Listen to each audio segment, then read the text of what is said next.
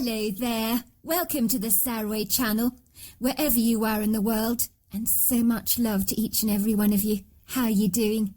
I do hope you're doing remarkably well. And don't forget to go and get that effervescent sparkling drink or that lovely hot cup of cocoa, because I've got a marvellous story for you tonight. And we all love stories, don't we? There's nothing in the world better than a story, because you can close your eyes and listen and be transported to another place and become the characters that I'm going to read to you about. So before we get started, don't forget to subscribe to the channel, click the notification bell and the thumbs up, and let's get started with tonight's story. Dear Sarah, and all your lovely listeners, Farmer Wallace was not in a good mood. He meandered around his cattle ranch like a man with an axe to grind. Even the way he walked significantly betrayed his contemptuous anger. His rock-hard muscular body, developed from years of arduous physical activity, a natural strength training, you could say, from working in the great outdoors, seemed to jiggle with a pronounced indignation, which would have been impossible for him to disguise. To all intents and purposes, if he had entered a bar looking this disenchanted and irked, most of the customers would have lightly given him his space, and possibly even scuttled away, as his inflamed, heated mood was easily perceivable, rather like a noxious bad smell caught on the wind you would do well to avoid. Even the way he stamped his foot as he trudged across the grazing pastures meant the cattle could sense his frustration. And it hadn't escaped his attention that his loyal black Labrador dog Jasper had not been hanging around him all day, which was very incongruous behaviour for his devoted dog. It would seem the dog was not comfortable with the normally easygoing rancher's uncharacteristic behaviour, and had firmly decided hanging around the rancher was possibly not a good idea. Some of his bullocks gave him withering glances through their dark eyes, as if they too could sense it was in their best interest to stay away. It clandestinely irked him that his disagreeable frame of mind had affected everything on his ranch quite profoundly. Indeed, if the trees could have moved away from him, they probably would have done so, like the whispering trees in The Lord of the Rings. But the tall, velvety alpine trees on this ranch were well rooted to the ground, and weren't going anywhere in a hurry. Indeed, there were some trees on his ranch that had rested on this earth for well over 100 years. He wondered if he really was that unapproachable. When his mood shifted, the animals certainly seemed to think so. Farmer Wallace was the salt of the earth, an easygoing, reticent, demure character who never really had much to say. He had never been a big talker and considered such indulgent trivialities unwarranted, unless, of course, communication required practical application, when you might discuss the requirements of the cattle from a veterinary standpoint, from medical treatments to diet and healthcare. Let's just say in his rational hypothesis, talking about feelings and emotions was really relegated to the female gender. That was what women did, but he didn't have time to waste wallowing in all that nonsensical stuff, where you pandered to the automations of your feelings all the time, like an annoying meowing cat that you constantly needed to appease by giving them a bowl of milk to drink in order to keep him or her happy. But after the fortuitous, enigmatic events of the previous night, his feelings were rising up to the surface, like the bubbles in a bottle of champagne, and he seemed unable to stop the fizz or suppress the strange tugs at his emotions that were being pulled so hard, like church bells ringing loudly in his mind. And try as he might, he could not subjugate, conquer, or shut down those thoughts. Suffice to say, the incomprehensible incident of the previous night made him poignantly aware of how fond he actually was of his cattle herd, and how utterly invaluable his rural way of life had become. But any threats to his lifestyle and his cattle was almost certainly a threat to him, and he knew unequivocally there was an enemy in their midst. The rancher was prudently practical, very down to earth, so his startling outburst of emotions had bewildered even him. He was a diligent, successful cattle rancher that was exceedingly proud of his large, illustrious herd. People might think that raising cattle for beef meant you were indifferent towards your animals, but nothing could be further from the truth. He was devoted to them. Today he felt affronted with a strange, unorthodox attack on one of his bullocks. Wallace was frustrated. He didn't like any nebulous, paradoxical mystery that you could not solve. and was exceedingly bothered that something ambiguously oblique had visited his farm last night. Whatever the hell it was, it had successfully scared his steers rigid, and now this morning one of his bullocks had huge angry gashes across the side of his flank, as if something with monstrously sharp claws had savagely attacked him. Put simply, it was a miracle the poor bullock, exposed to such a malicious treachery, wasn't actually dead. He was thankful for small mercies, but he couldn't afford to allow this to happen ever again. Even losing one animal in the herd was a loss too much for him to incur, as far as he was concerned. Wallace had been a rancher for over 15 years, and had inherited the farm from his wife's father, whom had entrusted it into his judicious care and responsibility, so that he would continue where his father-in-law had left off. And not only did he want to do the old farmer proud, but to succeed as a rancher certainly gave him a sense of self-accomplishment that no money could ever buy. Over the years he'd experienced almost 0 fatalities with his healthy cattle, and was exceedingly proud of that record.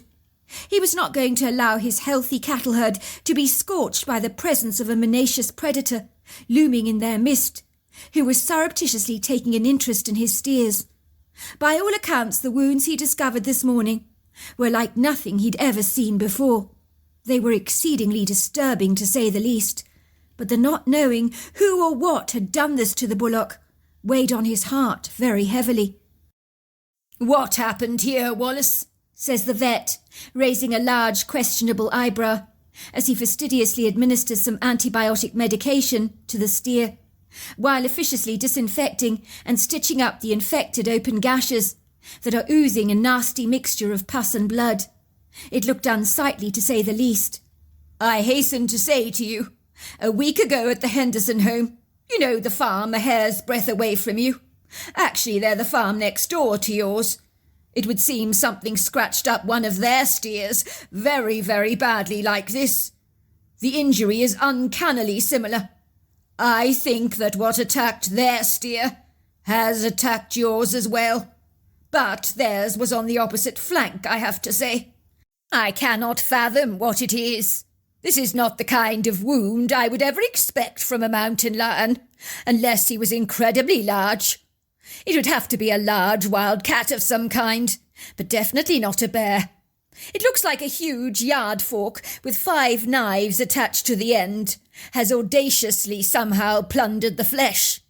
I mean, I can't imagine a mountain lion would be capable of this much damage, but then again, who knows? They have claws, but not like this, I don't think. Needless to say, the Hendersons are very upset and aggrieved about what happened. They're quite rattled. It seems like all their bullocks have been badly spooked. These injuries are curiously perplexing. There's something out there that is attacking the animals. It's only a matter of time before your cattle start getting killed, Wallace. I need to warn you about that. Indeed, I hasten to say I'm surprised it hasn't happened already. You see, these wounds, they're not superficial. They're treacherously deep.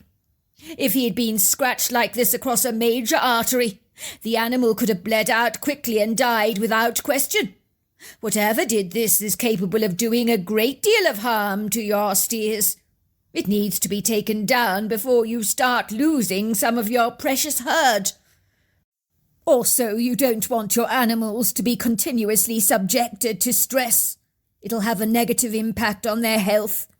If I were you, I'd put some trail cameras up to see if you can pick up a picture of this thing. Find out what the hell it is. You want to know what you are dealing with.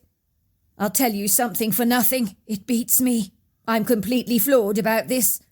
I hasten to say the Hendersons put up a trail camera, as I had suggested they should, and since then they haven't had any activity on their ranch, so you do well to do the same. Even if the trail cameras only act as a deterrent of some kind, it certainly appears to have that kind of effect on the Hendersons' ranch, which makes me sneakily suspect that this creature you're dealing with is rather intelligent. Alice regards her husband in horror, as he trudges awkwardly into the kitchen in the early evening, as if he's carrying the entire weight of the world upon his shoulders, She observes her husband's sullen, subdued demeanour, and seeing him in this ruffled-up state is very upsetting for her. The cattle rancher's weathered face looks puckered up with worry lines, and his cornflower blue eyes have lost their warm sparkle, subdued by the weighty heaviness of current events, while the edges of his lips are curled downwards into a sizable frown. Alice has never seen her husband look so discomposed before. The unassuming rancher looks older than his years, but that's what hours spent baking under the Colorado sun can actually do for you. It can be taxing on the skin. But the weathered leathery look rather suits him. It gives him that ruggedly handsome cowboy look that reminds you of those old cowboy characters of the Wild West. At 40 years old, Wallace can proudly boast that he doesn't own a single grey hair, nor has his hair shown any signs of receding, which is bizarre, given his father was bald by the time he was 30. On the contrary, Wallace's hair is thickly luxuriant, where wavy curls literally cascade around his face. But usually it looks quite flattened after he removes his cowboy hat, after a long day spent on horseback tending to the cattle. It would seem the sticky sweat irons out the curls of his hair, giving it that damp appearance. He removes his cowboy hat from his head. His hair, flattened around his face, sticks to it limply. He thrusts it down on the surface of the dresser, which in true traditional farmhouse style is decked out magnificently with a collection of blue and white china plates and casserole dishes. Today he's wearing blue denim jeans, with a huge brass buckle attached to the belt, depicting two bulls standing up on hind legs, very stylish brown leather cowboy boots, and a brown and black plaid shirt that matches his brown velvety cowboy hat. He looks every part the Colorado cattle rancher, and he wears the label proudly, although today his spirits are somewhat flagging. "What on earth is wrong with you, sweetheart? You look exactly like one of those harassed city brokers in Wall Street who's been faced with a colossal stock market crash. Not a rancher who ambles around the fields all day on horseback, basking in the delightful warm shafts of sunlight like you do every single day. You've never worried about a thing a day in your life. And this anxious look, it doesn't suit you. It's reserved for city slickers, but not us simple country folk. What on earth is ailing you? Even your walk today I notice is heavier than usual. Don't think I haven't noticed you stomping around the ranch all day, looking exceedingly disgruntled. I even noticed Jasper hasn't been hanging around you either. He's been lying by my feet all day, and you know that dog loves the bones off you. But he's been picking up your tension as much as we all have. I, for one, don't appreciate a household full of angst. Let me tell you that." "I'm sorry, sweetheart," says Wallace, sitting down at the head of the table, as his wife places before him a large steaming plate of spaghetti bolognese. "I don't wish to inflict my concerns on our family." He glances down at the delectable plate of pasta, toppled with delicious savoury mince, and a pleasing smell of wine, stock, mince and oregano, which brings a reassuring sense of comfort to him. He's surprised how hungry he suddenly feels, reminding himself that he hasn't eaten a thing all day, apart from the coffee he had in the morning, that always gets his engine fired up. "This looks delicious, sweetheart, but then I'm not surprised. Everything you create is delicious. Why do you think I married you?" he teases. "A way to a man's heart is always through his stomach." Wallace tries to make the conversation light-hearted and inject some humour into his words, but he can't shake off this feeling of impending dread that is literally hanging over him like the smell of a cigarette that has plundered your clothes and you can't eliminate. He has an innate sense in his gut that the injury to his steer is only the beginning of this god-awful nightmare, and that there are more unpleasant, unsightly surprises to come around the very next corner that he's going to need to have to address. "When I'm big like Daddy," says their 8-year-old son Digby, "I'm going to marry someone just like you, Mum, 'cause you know how to make food taste really nice. Not like Alistair's mum, who burns everything she cooks. Alistair says her food is always horrible, and I agree. When I went to play at his house the other day, the sausages were like bricks. They were so hard, it almost broke my baby tooth. I hope you still ate them, sweetheart. You wouldn't want to hurt Mrs. Elliot's feelings, would you? Says Alice. It's very rude to refuse food, even if you don't like it. It's polite to eat everything on your plate, so I hope you did. Digby makes a face. Mummy, the sausages were like rocks, so when we tried to give the sausages to the dog, he didn't even want them. But he wouldn't eat them either, so why should we? What kind of dog do they have, dear? I think it's called a boxer. That's right, it's called a boxer. And he wouldn't eat the sausages you gave him? Well, that's a first. They really must have been rock hard like bullets for the dog not to want them. Don't be angry with me, Mummy, but we ended up stuffing them down our sweaters. We threw them into the lake. Well, at least she didn't see you, son. That's all I can say, says Farmer Wallace. But your mother is right. It would be rude to hurt her feelings. But given the sausage nearly broke your tooth, and the dog refused it, maybe it has found some redemption at the bottom of the lake. I don't think the fish would even eat it, laughs Digby. So what's all this about, Wallace? Asks his wife, removing the apron from around her ample middle. A soft cushioning she's been trying to lose for ages, but it simply refuses to budge. Are you going to tell me, or am I going to have to drag it out of you? I know what you're like. You love to clam up like an oyster in a shell, if given the chance, but I can't let you do that. It's just one of the steers. Nasty gashes across his side. Really nasty.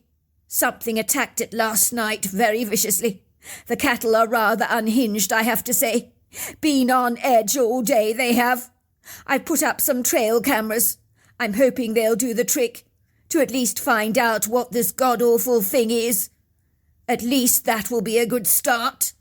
I'm sure it's nothing to worry about, sweetheart, says his wife as she bustles busily around the kitchen and places the large bowl of dressed salad with its wooden salad servers on the long wooden oak table. What's nothing? Asked Digby, who was already digging into his spaghetti bolognese with gusto, while his 6-year-old sister Poppy is covered in red sauce and sucking up the strings of spaghetti in her mouth. Her hands are covered with the muck. She's not a neat eater at the best of times, so Alice immediately begins to dab some of the sauce away from her mouth with a napkin. There we are, sweetheart. That's better. I'm surprised you managed to eat any pasta, Poppy. It's all over your hands and face. Look at you, you're such a mess. Hardly any is in your belly, she teases. Little Poppy gives her mother a gormless grin and begins to giggle. Alice looks up at her son. Your father was saying, dear, that something attacked one of the cattle last night, and that all the cattle are a little unsettled today, that's all. These things sometimes happen when wildlife interferes with one's farming practices. It's not as uncommon as you might think. What do you think attacked them, Daddy? Was it a coyote? Was it a bear or a mountain lion, perhaps? I don't know, son. That's why I'm so rattled. It's the not knowing that's eating away at me. Something out there has its eyes on my cattle. I gather the Henderson ranch had a similar attack, but after they put trail cameras up, they haven't had any problems since. It's almost like this thing knows what those cameras are. Very, very strange, if you ask me. Oh dear, the Hendersons had one of their steers attacked as well. That's dreadful. Well, I hope you've put up some trail cameras. Maybe the thing will quit bothering us as well. I have, but I still can't shake off this terrible feeling that this could potentially happen again. And that is what's concerning me most grievously. You need to calm down, sweetheart, says Alice, putting a loving hand on her husband's shoulders. You can't go fretting like this. It's not good for your health. We'll take it one step at a time and see what happens. We can't jump through loops before we can actually walk, can we? My father used to say that all the time. He used to say that unexpected, fortuitous things that happened on the ranch were sometimes like the pitfalls others might expect in the workplace. Sometimes you can expect to incur losses or events you had not anticipated. It's all part of life, isn't it? You can say that again. I certainly didn't anticipate this happening, says Farmer Wallace, stroking his brown moustache reflectively. I never bargained to be in such a foul mood today. I can't remember the last time I was this angry. I think I'm going to patrol the place tonight with my rifle. Keep an eye on the cattle. Nothing would satisfy me more than putting a bullet through this thing's head, whatever the hell it is. A couple of weeks passed by, and everything at the ranch returned to normal. You could have been forgiven for thinking that all that had transpired was unlikely to ever reoccur again, and that it really was a once-off serendipitous event. So things in the farmhouse regained their joyful swagger, and for Farmer Wallace, he was back to his normal self. He began to whistle happy tunes around the ranch, with Jasper following him closely behind, always wagging his tail boisterously. He was a very happy dog. When Farmer Wallace was whistling, you knew all was well with the world. The cattle were also much more relaxed, and everyone was in very good spirits. Alice smiled to herself contentedly as she bustled around the cosy rustic kitchen. She had handed the children 2 large plastic bowls, along with a big sack of peas to pod. "Mind you don't eat them all," she said. "We'd actually like some for dinner." Her 2 children sat down diligently, side by side on the kitchen step, each with a bowl on their lap, and they began to dutifully pod the peas, while Alice began preparing the dinner for the family that evening, and made a start by peeling the potatoes for the beef Maryland she was intending to cook. She ambles over to her children. "How are the peas coming along? Are you nearly done, dears?" But when she looks down at the bowls, they remain untouched, and her children have simply vanished. Where the hell had they got to? "Poppy! Poppy! Poppy! Digby!" she calls out as she stands at the kitchen door, her eyes focused on the grazing meadow and the sumptuously viridescent woods that flank its outer edges. She is met by silence. Her eyes glance over the terracotta step, and she observes that most of the peas have not been podded and still remain in the large sack, while there are minimal peas in the plastic bowls. Her 2 children are nowhere to be seen. Alice is not one of these women who panics. She was brought up on this farm. It was her father's cattle ranch after all, so she knows it only too well, and she also knows what children can get up to. In her younger days, she had got up to no end of mischief herself, and she wouldn't expect her children to be any different. Well, not really. Kids will be kids after all, and naughty behaviour is one of the hazards of young progeny. One summer, she and her brother Nathan had successfully hidden in the hayloft, while their mother and father had been looking for them for ages all over the ranch. They had found it hilariously funny to see how panicky her parents had become, blindly oblivious to their distress.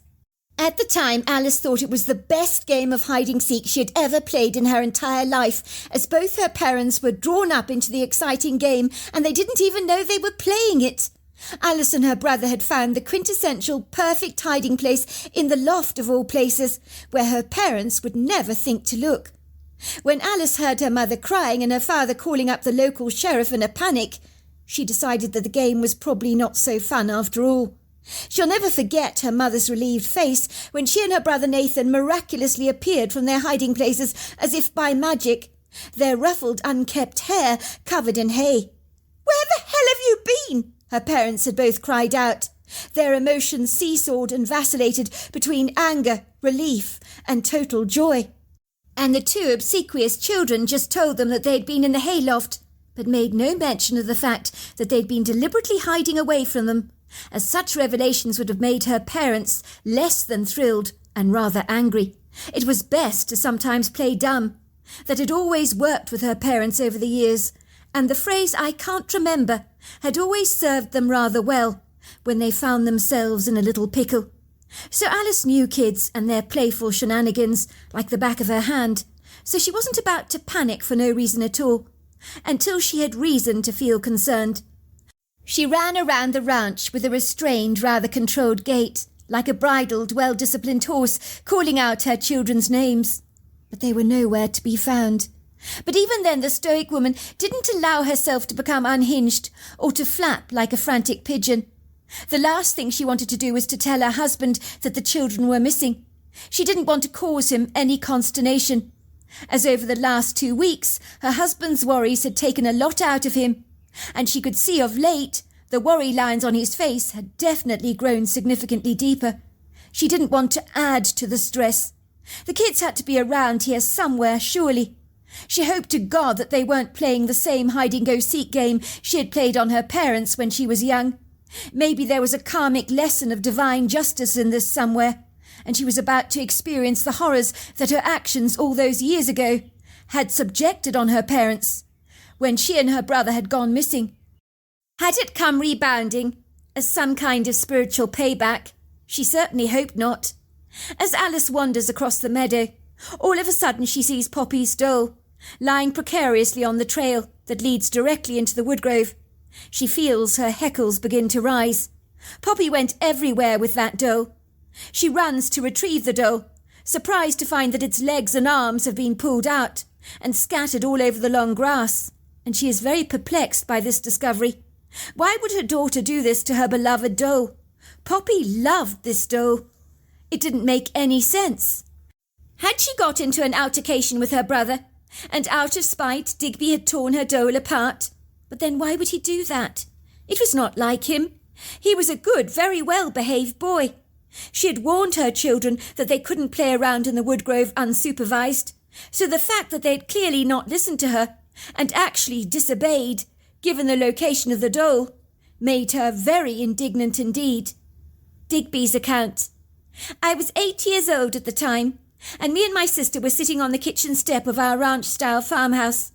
We were removing peas from their pods and eating quite a few while we were at it, as they were sweet and rather crunchy. My sister Poppy is sitting with her doll on her lap. She loves this doll, over and above all the other toys that she owns, and has had it since she was 3 years old.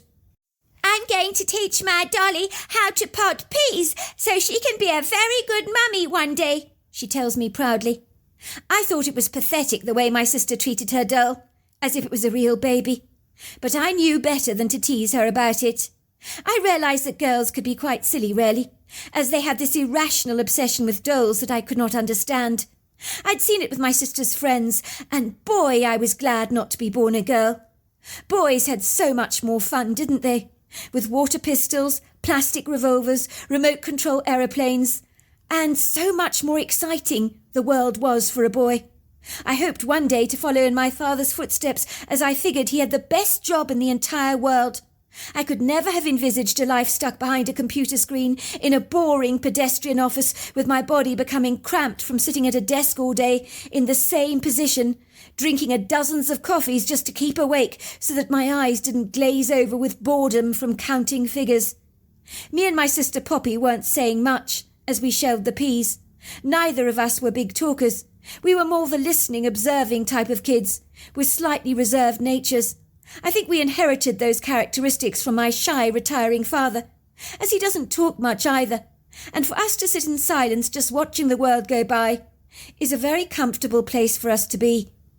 I noticed Poppy had stopped shelling peas, and she was staring directly towards the woods. I look up to follow the direction of her gaze, as her expression appears to be mesmerised. That's when I see it, and my blood runs cold.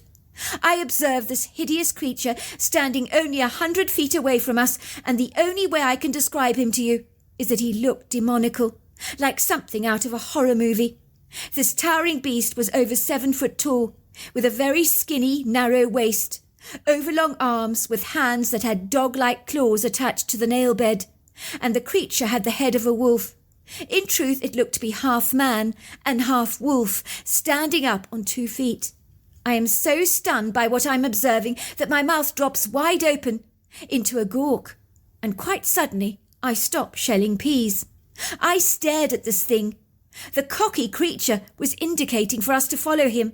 It was actually beckoning to us with its clawed hands, grinning at us with its canine teeth.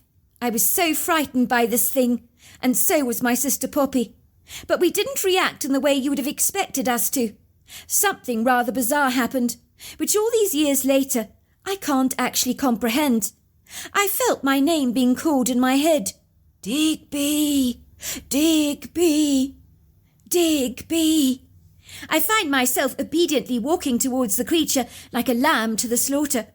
All the while the creature's eyes were locked on both me and my sister Poppy, never leaving our gaze for a single second. It was like our minds were not faithfully cooperating with us, as one part of my brain was telling me to run away, but another part of myself obstinately refused to obey my internal commands and kept moving steadily towards the creature.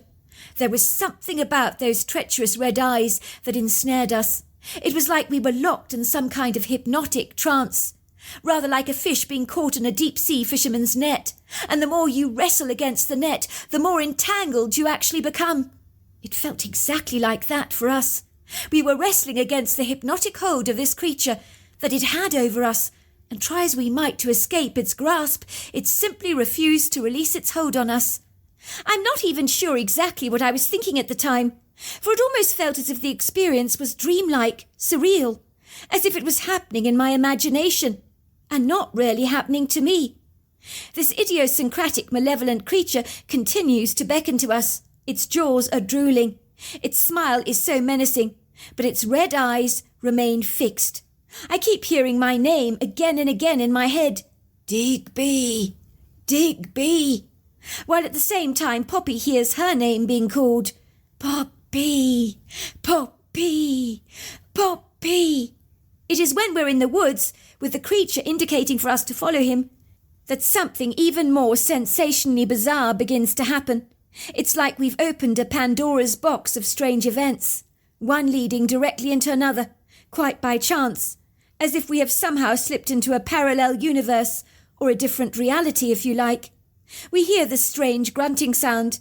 Then two hefty, robust things come thundering through the woods like an unexpected gale-force wind. I can hear tree limbs breaking and snapping. The ground vibrates and heaves. Whatever is moving towards us is incredibly big. It sounds like an elephant or a rhino in the brush. In a trice, a male and female Bigfoot literally bound through the trees at an unfathomable speed, even taking this wolf-like creature off guard himself. The creature whose eyes have been fixed on us all the time, to such an extent that he's even walked backwards to maintain the hold. He drops his gaze from us for a moment to observe the Bigfoots, and on seeing them, he lets out the most hideous growl that gives me the chills. I've never ever heard a growl like that before. It really was awful. It's in that moment that the trance-like lock he had over us is released, as his gaze slips away.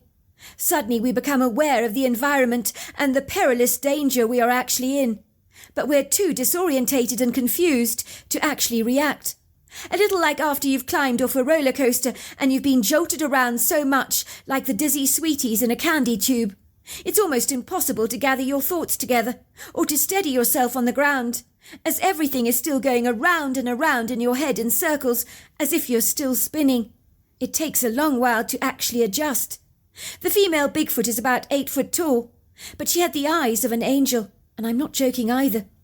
She moves gracefully forwards, grabbing us swiftly but gently, throwing us on her shoulder, a little like 2 small sacks of sugar, me on her left-hand shoulder and Poppy on her right.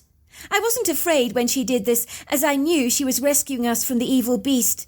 The relief I felt was immense, as all I wanted more than anything else in the entire world was to get away from that werewolf-like beast, back to the safety of my home. The female Bigfoot takes us behind a very large tree to hide, indicating for us both to remain very quiet. We can hear this awful big scrapple and racket going on, with a great deal of growling, grunting, stamping, snarling, baying and barking. It sounds like the Bigfoot and wolf-like humanoid are fighting together aggressively. Then the male Bigfoot returns. He seems to know exactly where we were hiding. I noticed he had a huge, nasty, bleeding gash on one of his arms, but he's not bothered about it at all. The female Bigfoot examines it and shakes her head indignantly. The two creatures engage in a lengthy conversation together, in a dialect and language I have never heard before. They speak fast, backwards and forwards, backwards and forwards, backwards and forwards, barely stopping to draw breath. Even though I didn't comprehend the alien language they were speaking, it was as if they were saying, "That creature is becoming a big problem. We need to take him out." I knew the male Bigfoot had scared the creature away, as he was much bigger and more intimidating than the wolf-like creature, that was for sure, and was easily 9 foot tall and possibly 800 pounds, whereas the wolf-like creature was only 7 foot tall and possibly 500 pounds by contrast, so the Bigfoot definitely had the edge. There was no doubt about that. The female Bigfoot protectively and lovingly cradles us both in her arms. She is so magnanimously affectionate towards us that we naturally warm to her. It is as if we'd known her all our lives. I remember me and my sister were so relieved to be held tightly to her chest. She had one hand behind each of our heads, and she is rocking us backwards and forwards like a mother does to calm down her frightened children, holding us tightly to her chest. All the while she continues to talk to the male at length, and her voice is stern and deadly serious like a mother who is grievously troubled. At the time we didn't know they were Bigfoot. We saw them as giant humans wearing a ton of hair. She had a maternal, nurturing energy, and I remember in her arms I felt so safe, so protected, so loved. I knew we were going to be all right, but I still soaked her chest with tears, as did my sister. But neither of us cried out loudly, as even our tears were always shed privately. I remember she smelt so woody, so earthy. I've never ever smelt that smell since.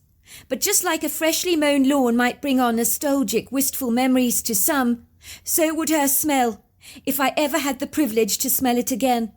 I would acquaint her smell with safety, security, and love, and I would certainly appreciate smelling it again. That was when I hear my mother calling out our names. But we remain steadfastly by the Bigfoot's side, until she gives us an encouraging nudge, and I hear the words in my head, "It's safe to go now. Go to your mother." And we did. "Where the hell have you been?" says my mother, lashing out at us so angrily.